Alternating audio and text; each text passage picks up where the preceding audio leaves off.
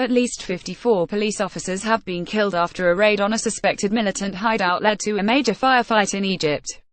It is one of the deadliest gun battles in the North African country for several years. The violence erupted when security forces targeted insurgents near the Bahria oasis in the country's western desert, about 100 miles from the capital Cairo. Following a lead, they were deployed to a militant camp where 8 suspected members of the extremist HASM movement were believed to be hiding, said security sources.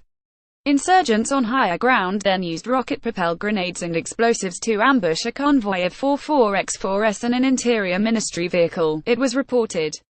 Police had to call in air support as the clashes continued for several hours and there were warnings the number of dead could rise. Image: former President Mohamed Morsi is currently behind bars. It was one of the largest losses of life for security forces since the army removed Islamist President Mohamed Morsi from power in 2013. After he was deposed, extremist groups launched increasing numbers of attacks on the military and police. Egypt has struggled to contain an insurgency led by Islamic State-affiliated group, Ansar Bayt al-Maqdis.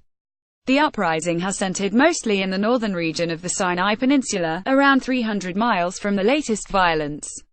No militant group has yet claimed involvement in the Giza firefight. The country has been under a state of emergency since scores of people were killed earlier this year in bombings and suicide attacks that targeted minority Coptic Christians. Those atrocities were claimed by IS.